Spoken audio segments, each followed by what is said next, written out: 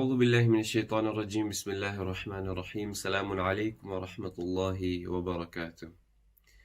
Today we'll be discussing another rule of Noon Sukun or Tanween, and the name of this rule is called Idhaar. It's very different to the rules of Noon Sukun and Tanween that we've gone through previously, and Idhaar actually means to show. And essentially what it is if the Noon Sukun or Tanween is followed by one of the throat letters, then the Noon Sukun or Tanween will be pronounced normally.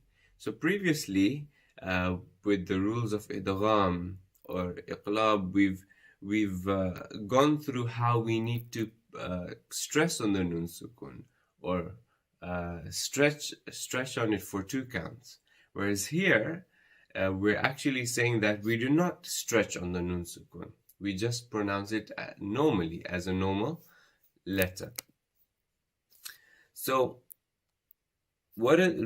just a reminder, what are the 6 throat letters? We have Alif or Hamza and Ha, which come from the bottom part of the throat.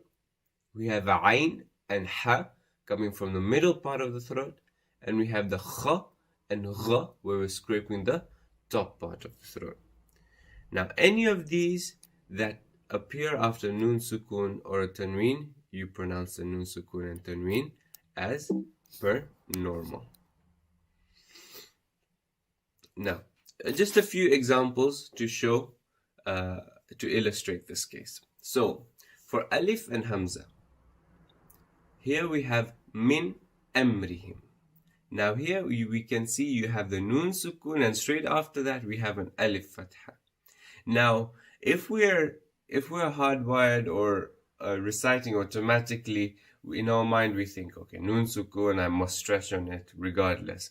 So sometimes we'll catch ourselves saying min amrihim, but this is wrong. It has to be pronounced as normal, as idhar, which means to show. Min amrihim, just as normal. Min amrihim. The next example is ha, minhum. It's not minhum, minhum. And the next example for ayn is sami'un alim. So this is an interesting one as well, because it's very easy to stretch on it. Sami'un alim. It should be Sami'un Alim. And remember what we said about the Tanween? It's split into 2. So you have the Ain Dhamma and then you have the Noon Sukun. And that's why the rule for Idhar takes place here. Sami'un Alim. Example for the next letter Ha. You have Faman Hajj.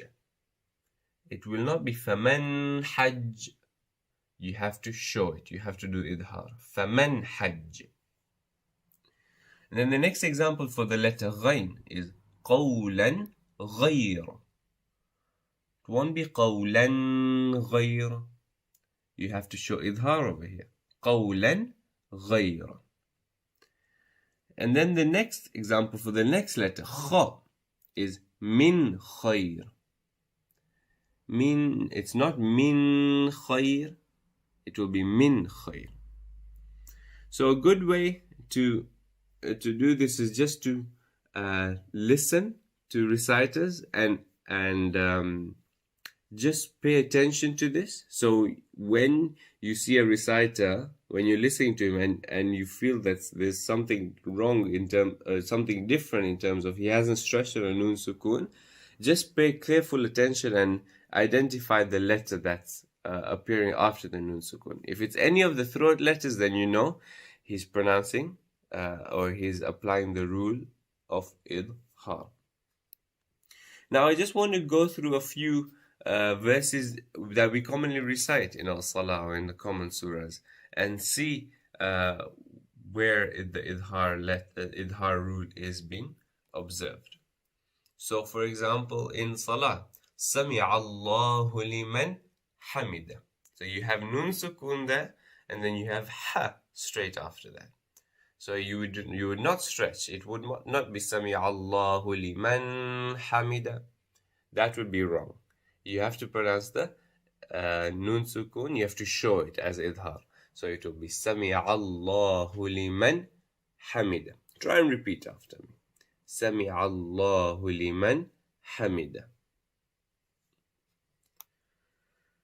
And then the next example is in Surah Al-Fatiha.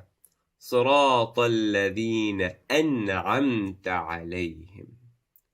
Now here you have the Ain appearing after Nun Sukun. Ain being a throat letter, you would not stretch on the Nun Sukun. It won't be أنعمت. That would be wrong. It would be أنعمت. صراط الذين أنعمت عليهم. One thing to bear in mind is as we're progressing with our Quran rules, we need to make sure that we're practicing what we've already gone through. So for example, we have the elevated letter here with the Sad. It won't be Sirat, it will be Siratal. We have the Ra with the Fatha, so Ra is elevated as well. Then we have the Ta here, which is an elevated letter. So the whole word is elevated. Siratal Ladina An'amta alayhim. Very good. And the last example for today's lesson is in Surah Al-Ikhlas, where we say وَلَمْ يَكُنْ لَهُ كُفُوًا أَحَدٍ.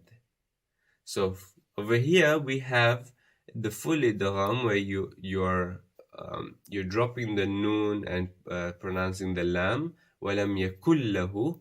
But then here كُفُوًا أَحَدٍ. Here we have idhar, because we have the alif or the hamza appearing after the waw tanween. So it will not be kufuwan ahad. You do not stretch on the tanween or the nun sukun. You just show the rule of idhar. Kufuwan ahad.